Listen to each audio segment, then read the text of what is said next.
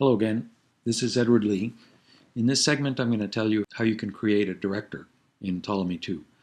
Now, no, not these kind of directors, but as you recall no doubt from the previous segments, the director in a Ptolemy II model is in charge of the semantics of the model. It defines the semantics of the model. There are two key aspects to this. First, the director controls the execution of the actors. So it determines when an actor executes, it determines whether an actor executes in its own thread, etc., etc. It also controls the communication between actors. It defines, for example, whether the communication is by some asynchronous message passing, whether it's a rendezvous scheme, whether it's buffered or unbuffered, and so forth.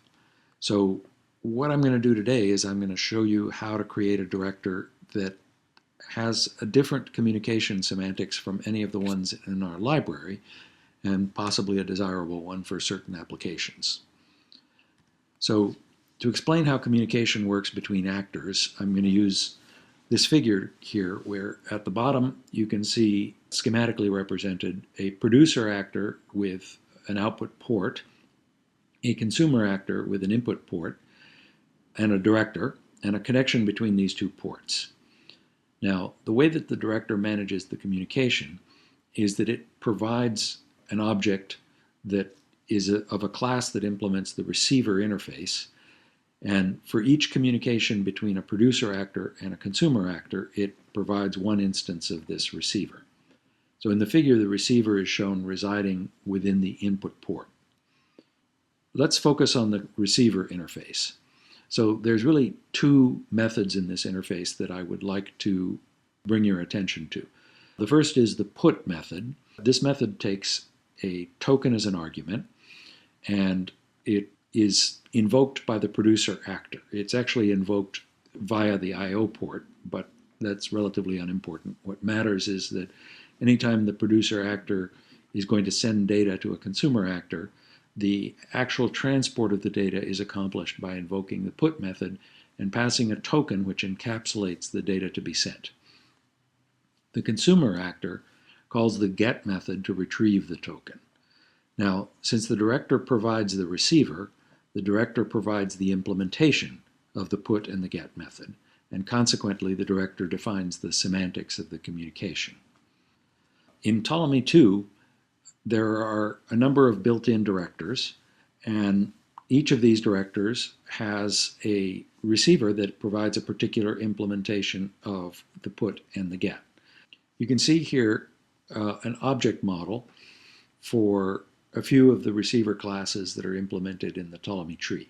So these are receivers that are used by existing Ptolemy directors.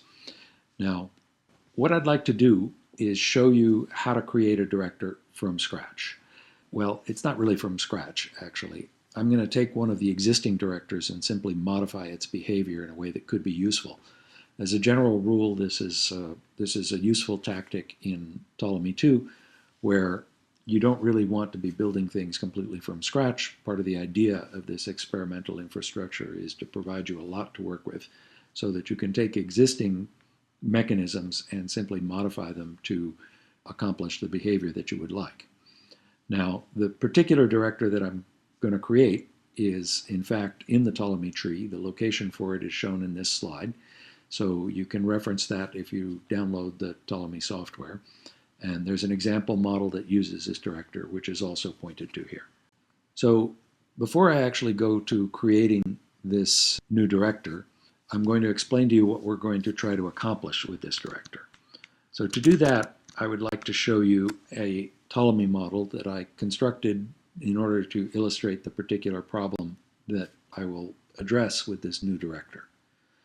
So this model uses the process network director. You can see the process network director right here.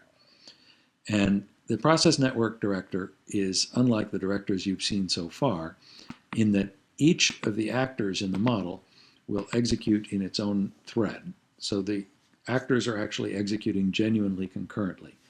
So the way the director works, the way it manages the execution of the actors, is it simply creates a thread for each actor.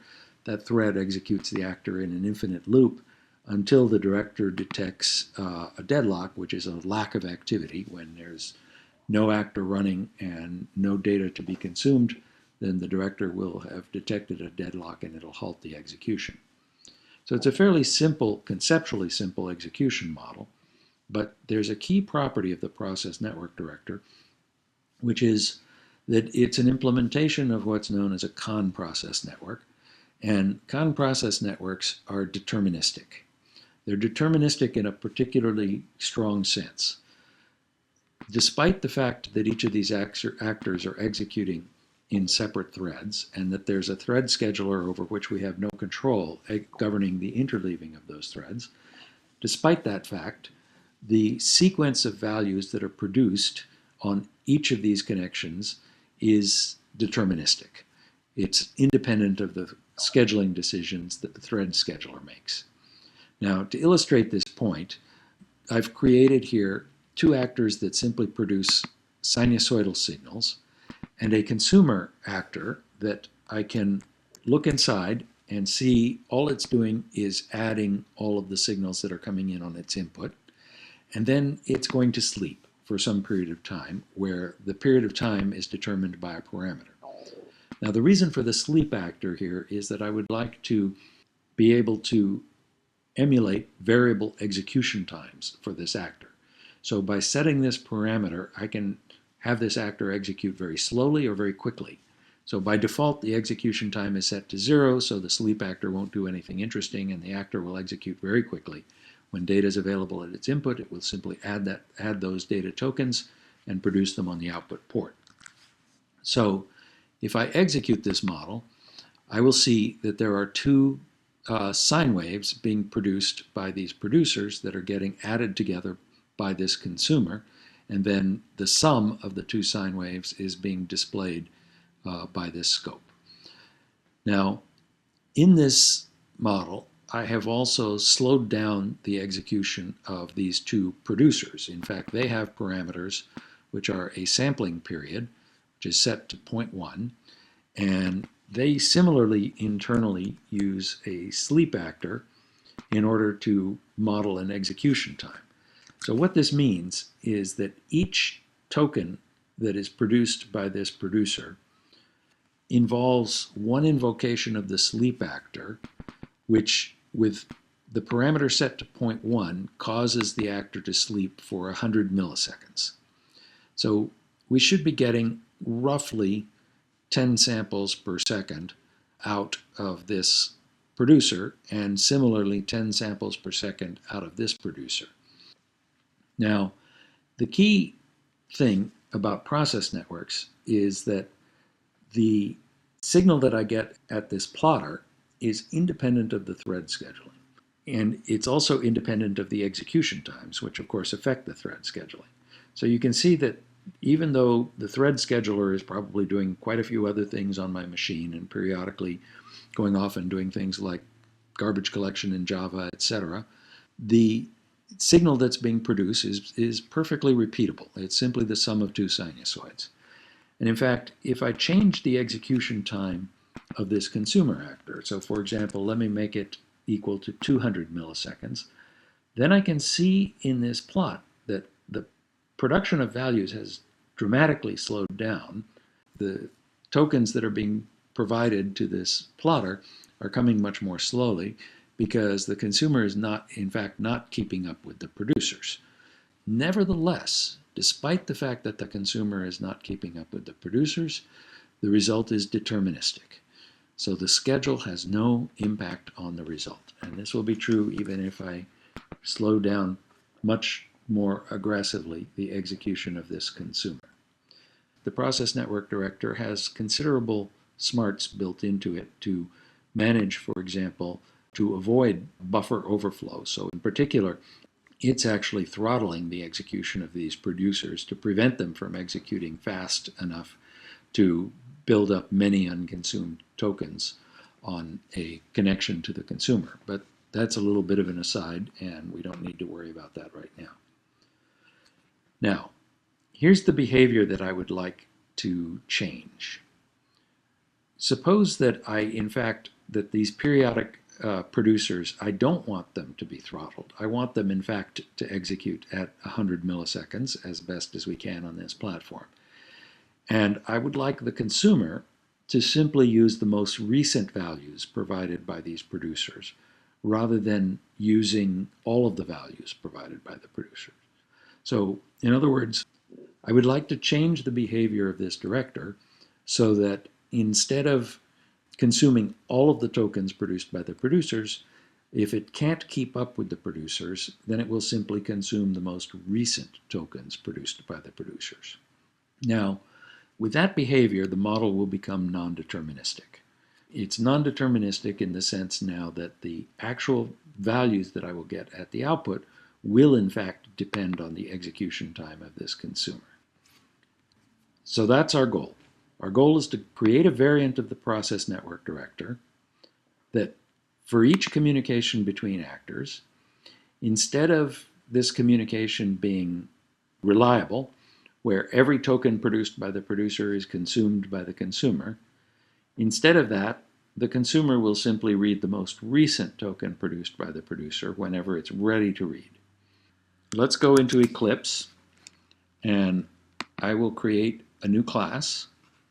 Let me put it in this package that I have created for previous purposes, org.eal, and I will call the class that I'm creating last token PN director. So I give it a name that is suggestive of the behavior that I would like. And the superclass, well, I would like the superclass to be PN director because I would like to make use of the considerable sophisticated capabilities that the process network director has, for example, for detecting deadlock and monitoring the execution and stopping it when deadlock occurs and things of that sort. So I don't want to have to recreate all those capabilities from scratch. So instead what I will do is I will subclass the process network director and override its default behavior. As I did before in creating actors, I'll request the constructors from the superclass, even though I'm going to get more constructors than I need, but it's easier to delete them than it is to create them from scratch. So now I have a class definition, last token PN director. Two of the three constructors I don't need. The only constructor I need is the one that takes a container and a name as an argument. And it's a general rule, again, those are pretty much the only constructors you need for most Ptolemy II objects. Okay, now the way that a director provides a receiver is it has a method which I'm going to override, which is a public method that simply returns a receiver. So this is the mechanism that is used by the director to provide a receiver. As before, you can see that Eclipse is unable to compile my code as it stands right now because it doesn't know what a receiver is. I can go to the source menu and say organize imports, or just Shift-Command-O will work. And once you do this a few times, you realize Shift-Command-O is something that you'll use quite a bit. So I have to override this receiver method, and this overridden method should return a new instance of, let's call it last token receiver. Now, of course, Eclipse can't compile this either. And in fact, I just made up this class name for last token receiver, so the class doesn't exist. So I will select one of the fixes that Eclipse suggests, which is to create the class, last token receiver. And I will choose to make this an inner class of the last token director. Okay, I don't have to do that. I could put it in its own file. But if I put it as an inner class, then everything will be conveniently located in a single file for the director. Now, the superclass I would like to be the receiver that is used by the process network director, which is called PNQ receiver. Now, I don't have to have memorized that. I could find out what receiver the PN director uses by simply going and looking at the source code for the PN director, which is very easy in Eclipse. You can just follow this link and go look at the source code. Okay, so now I have an inner class that extends PNQ receiver, and it's called last token receiver. But right now, with this implementation, this receiver will provide behavior that's identical to the process network director. So what I'd like to do is change this behavior as follows. I'm going to override the put method. So in particular, the put method takes a token argument, and I'd like to override this put method. Again, let me organize imports so that it knows what a token is. And I will override this put method so that before it puts a new token into the receiver, it strips out any pending tokens that are in there now. So I'll start by removing all tokens that are in the receiver. As long as the size of the queue in the receiver is greater than or equal to 1, I will simply call get, which will strip out the receivers that are in the model. And oh, I apologize. This doesn't compile because Eclipse tells me, oh, I need a return type. Okay, so that's fine. Let's choose void return type, which will match the superclass. Okay, so at this point, I will have gotten all of the receivers out of the queue, and then I can go ahead and put my token into the queue. In order to instantiate my new director, I will simply delete the process network director, go to the graph menu, and then I can instantiate an attribute. Now, a director is an attribute. It's one of the things you'll need to know in order to do this. It's not an entity, it's an attribute. This is part of the meta model of Ptolemy II. So I can choose simply to instantiate an instance of org.eal last token pn director, and now I have an instance of this director. This director is now different from the process network director in that it's using a different receiver. Now, if the consumer is executing fast enough to keep up with the producers, the behavior should match. So, whoops, I get a stack trace here. I have an error, clearly an error in my code. Exceptions shouldn't scare you. You can take a look at the stack trace and see what's happening here. And you can see that last token, it looks like at line 18, I'm doing a recursive call that is very problematic. So what did I do wrong here? Ah, of course. Put is calling itself. So what I really want to do is call the put implementation in the superclass.